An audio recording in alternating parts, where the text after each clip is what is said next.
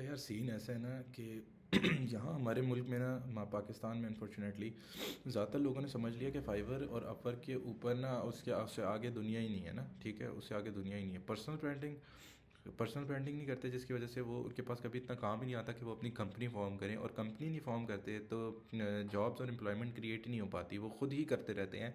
और जबकि अच्छे खासे टैलेंटेड लोग भी होते हैं, लेकिन वो खुद ही काम करते रहते हैं और कंपनी कभी फॉर्म ही नहीं कर पाते, क्योंकि कंपनी फॉर्म ही तब होगी जब आपके पास डिमांड बढ़ेगी। डिमांड तब बढ़ेगी जब आपका पर्सनल ब्रांड स्ट्रांग होगा। पर्सनल ब्रांड ये नहीं है कि फाइवर पे एक प्रोफाइल है तो ये पर्सनल ब्रांड है। No, that is not a personal brand.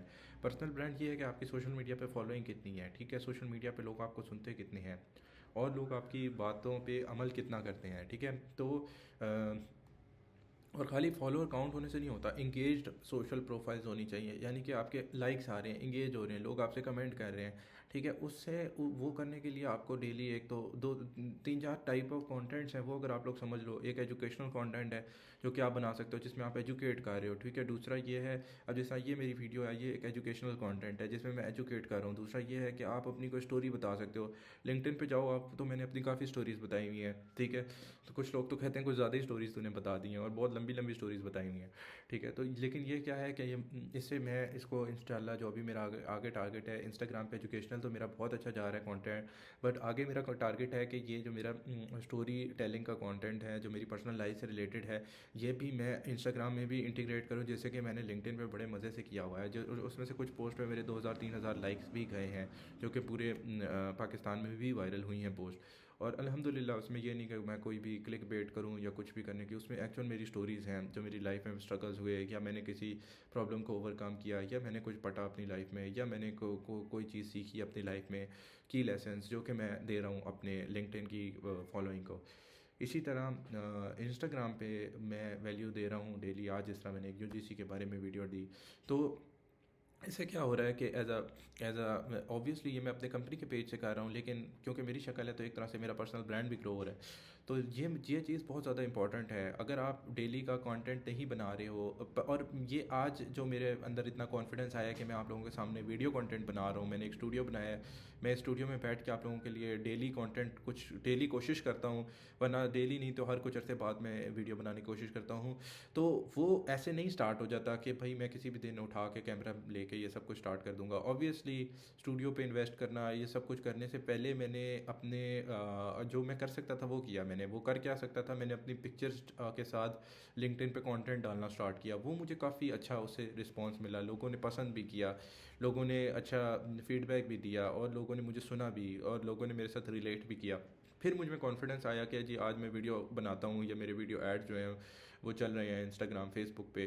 ठीक है, या मैं अब मतलब लिंक्डइन पे मेरी रेगुलर पोस्ट आती हैं, इंस्टाग्राम पे मैं अपने और सबसे बड़ी बात, सबसे बड़ा मज़े की बात यह है कि जब मैंने अपनी कंटेंट शेयर किया, तो अब मैं ये वाला जो कंटेंट होता है ना, इस पे ज़्यादा एंगेजमेंट आती है, बजाय बनस्बत इसके कि जी मैं अपने मॉकअप्स डाल रहा हूँ अपने काम के। जबकि मेरे मॉकअप्स भी बहुत अच्छे काम के, अगर आप मेरे इंस्टाग्राम पे जाओगे तो मेरे मॉकअप्स लगे हुए हैं काम के। ठीक है, वीडियो मॉकअप्स लगे हुए हैं मेरे काम के, एड रिजल्ट्स के स्क्रीनशॉट्स लगे हुए हैं। तो वो सब कुछ इंपॉर्टेंट है, वो लेकिन वो एज अ कंपनी आप गए रहे हो। ठीक है, people want to know who you are as a human. ठीक है, और what kind of value you can drive for them, for their business, and are you trustable, are you trustworthy, are you a reliable person, and that is how, and that is what only content can do for you। ठीक है, content ये जो rapport है, ये आपको establish करेगा लोगों से। लोगों को basically people buy from friends. ठीक है, तो जब तक आप उनको ये इस्टेब्लिश नहीं करते कि यू हैव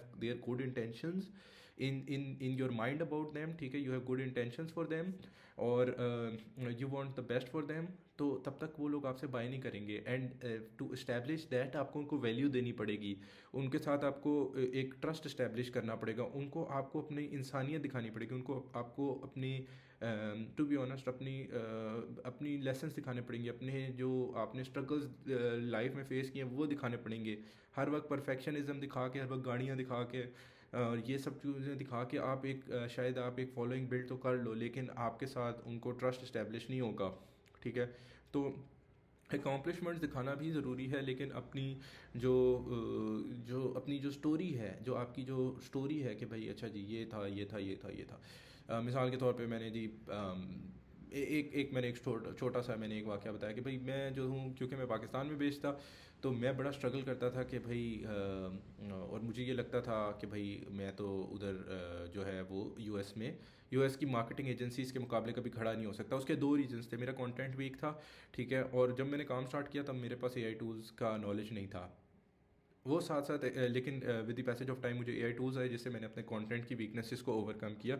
सिमिलरली मुझे था कि यार मैं यहाँ पाकिस्तान में बैठा हूँ, मैं वहाँ एड्स कैसे बनाऊँगा, लेकिन मैं वहाँ वीडियोस कैसे शूट करूँगा। लेकिन क्या हुआ, मैंने एक चीज़ डिस्कवर की, यूजीसी कंटेंट, यानी कि हम वहाँ के क्रिएटर्स को हायर कर सकते हैं अपने क्लाइंट्स का कंटेंट बनाने के लिए, उनको पे कर सकते हैं, और हम इस तरह अपनी जो हमारा ब्रिज था लोकेशन का, जियोग्राफिकली डिस्टेंट थे हम लोग यहाँ हैं, यूएस वहाँ है, तो हम लोग यहाँ से बैठ के उनका मार्केट कर पा रहे हैं, क्योंकि वहाँ से हमें कंटेंट मिल जाते हैं, यहाँ से हम एडिटिंग कर देते हैं और बैम हमारे अच्छे वीडियो एड्स तैयार हो जाते हैं। तो ये एक स्टोरी है जो मैंने अपने लिंक्डइन पे बताई है। अब इस स्टोरी के साथ लोग रिलेट भी कर सकते हैं, उस स्टोरी को लोग पसंद भी करते हैं, और इस स्टोरी से मेरी एक स्ट्रगल भी पता चल रही है, और मेरी एक अंडरस्टैंडिंग और नॉलेज और एक्सपर्टीज़ भी पता चल रही है। अच्छा यार, और दूसरी चीज़, सबसे इम्पोर्टेंट चीज़ ये पता चल रही है कि यार ये बंदा जो है ना रिसोर्सफुल है।